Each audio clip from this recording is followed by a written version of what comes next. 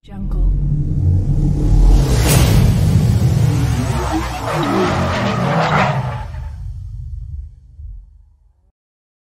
Preview.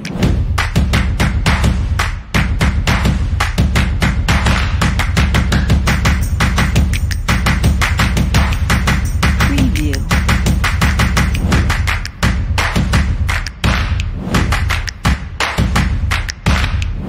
Assalamualaikum warahmatullahi wabarakatuh. Perkenalkan, nama saya Abdul Salmadoni dari program studi agribisnis dengan NIM 19,3211000045.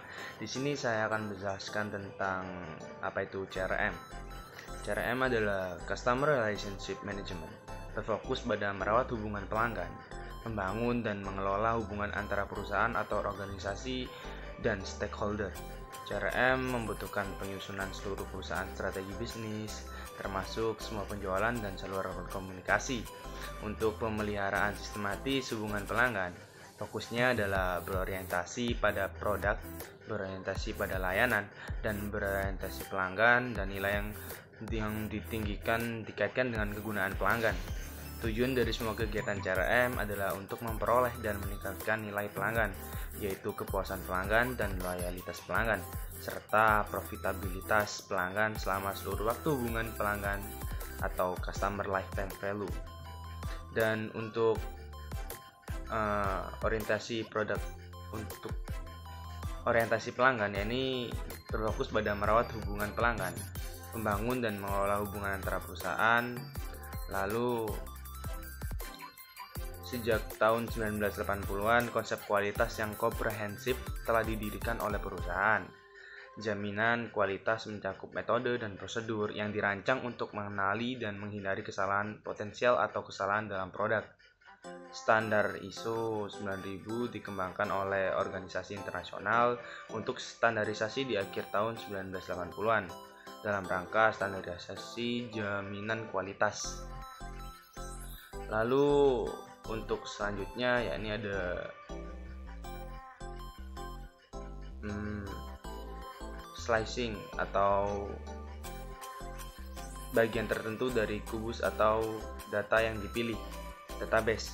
Untuk CRM sendiri, database sangat dibutuhkan karena mengingat CRM adalah untuk memanajemen hubungan antara perusahaan dan pelanggan, jadi database itu diperlukan.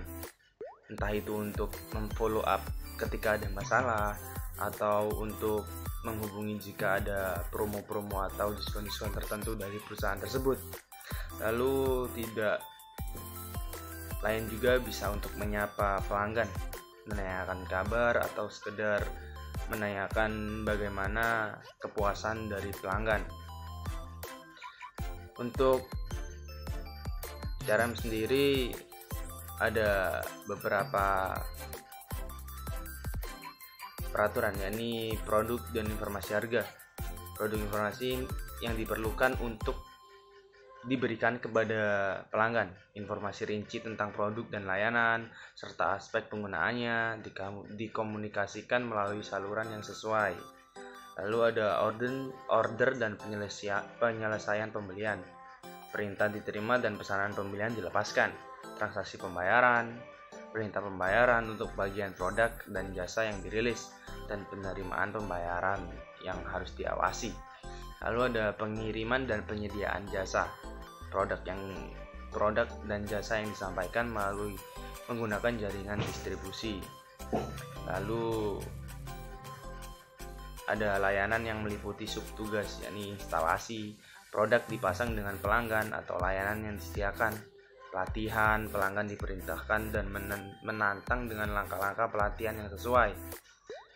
Dan layanan pelanggan, setelah startup, permintaan pelanggan dijawab dan potensi pekerjaan pemeliharaan dilakukan. Dan yang paling penting, yakni koneksi pelanggan. Komunikasi pelanggan dipromosikan dan sistem insentif untuk suku cadang produk diperluas dan layanan yang dikembangkan. Dan selanjutnya ada manajemen multi-channel, di mana istilah manajemen multi-channel ini belum menjadi mapan dalam literatur. Namun sementara itu diartikan pengelolaan saluran yang berbeda. Itu tidak selalu jelas apakah itu menyangkut saluran distribusi dan atau kontak. Hal ini juga tidak dijelas apakah istilah ini akan digunakan secara eksklusif untuk sisi pelanggan atau untuk sisi pemasok.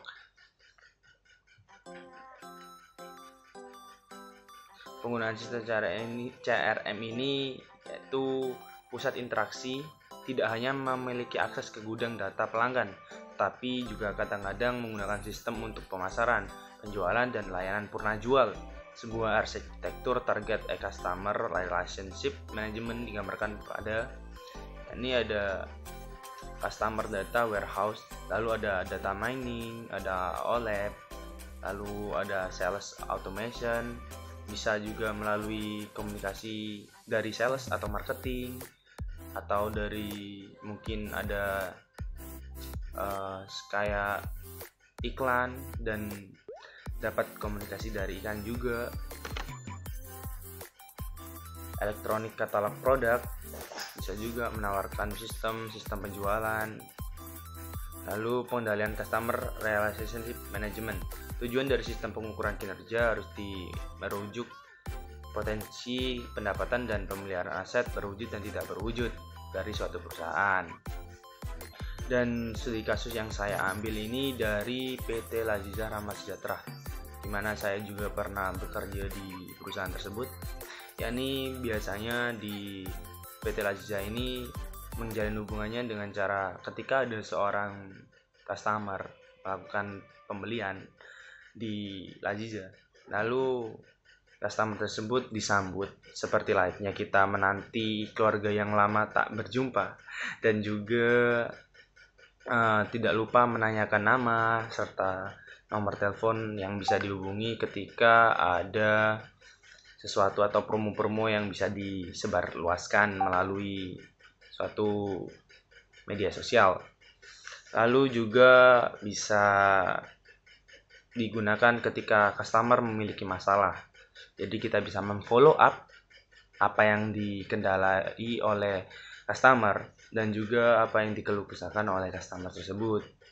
Kurang lebihnya seperti itu. Jika ada kurangnya mohon maaf. Wassalamualaikum warahmatullahi wabarakatuh.